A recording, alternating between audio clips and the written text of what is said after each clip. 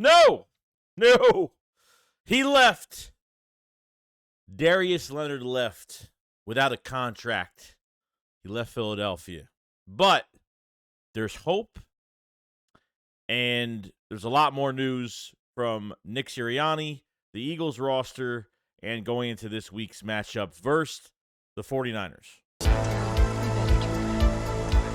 Because I've seen enough horror movies to know any weirdo wearing a mask is never friendly.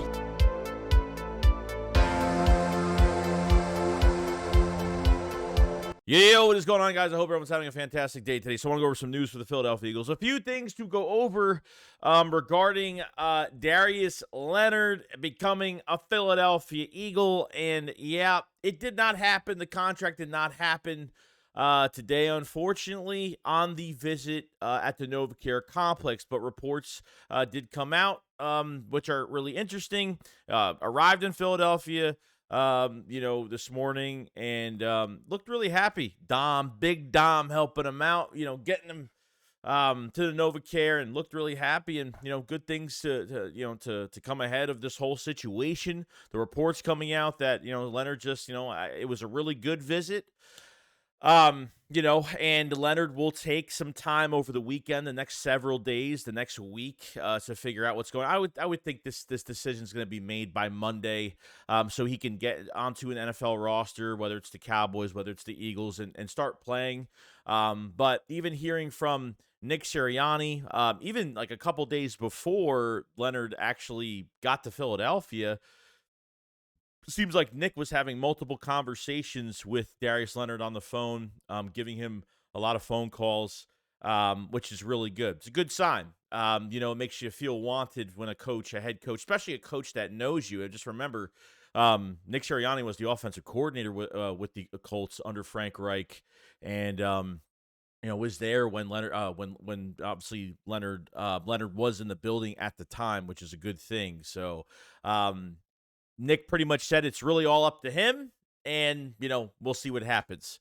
Like I said, I talk about the situation with Darius Leonard, and I'm not like, oh my God, we need to sign him so badly. I mean, we're already getting the news on Zach Cunningham that he's going to be out multiple weeks, most likely with the hamstring injury. So I would say he's going to be out this game. He'll be out probably another game, and then maybe we'll come back at that point, just depending. So if Darius Leonard does not sign with the Eagles, we're going to have to depend on Christian Ellis.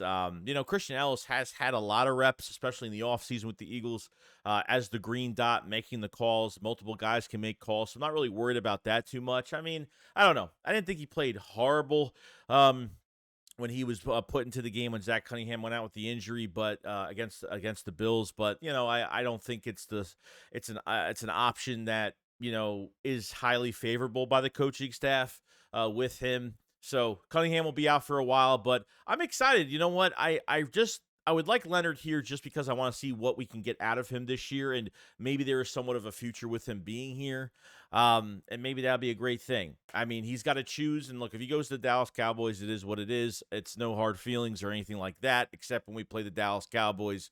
Because really at the end of the day, the two teams that are going to be meeting next week are the two teams that he's making a choice over. So it's kind of crazy how things are falling into place right now. Nick Siriani, by not even just calling him, but discussing, telling him, like, they weren't begging him to sign. They were pretty much like, hey, like, you make the best decision for yourself, and for yourself and your family and whatever, you know what I mean? So we'll see what happens with this down the road, and I'm excited for it.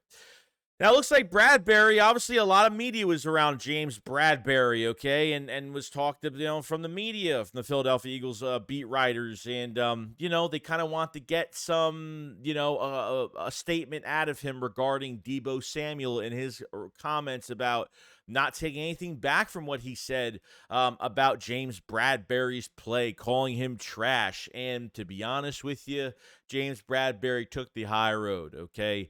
And that's a great thing. Bradberry is not a vocal guy, not really a vocal guy on the field at all either. He kind of just leads with example. I really hope he gets like a couple interceptions. Okay, 118 starts. He's played for an all. He's been an All-Pro. He's played for an All-Pro team. He's been a Pro Bowler in his career. He's made a lot of money he's been on his fourth contract, his fourth contract already. And Bradberry is in a really good situation in his career, and because really coming from the New York Giants, having probably one of the worst years in his career, Eagles pick him up and he turns it to really a shutdown as a number 2. I understand a lot of people have been bitching about Bradberry and Slay, and these guys are getting old, and I get it. You know what I mean? I think Bradberry has a lot more because these are more man-to-man corners. These are guys that could be more physical, and I just don't think they use them that way. This bickering that's been going back and forth, especially Deebo Samuel. Deebo Samuel is only like you gotta say this, okay? Going on Kay Adams' show, all these news outlets that want Deebo to talk to them. Like, he hasn't done a damn thing this year, okay? Stat-wise, he hasn't done anything, okay? He's been hurt more than really on the field this year, okay? He had the hairline fracture. And the only reason they want to talk to Deebo is because of the Eagles. That's it. No one cares about Deebo Samuel. Nobody cares about that fraudulent team. Got a lot to say in another video that I already have made right now. I want to save for that. But James Bradberry is the type of guy he's a professional, and he leads by example, and he wants to lead by what he does on the field, and that's perfectly fine. He's not going to clap back, shoot at, say something, give a statement out to say something back. He pretty much said, like, go ask him what he thinks. Go ask him what the answer is.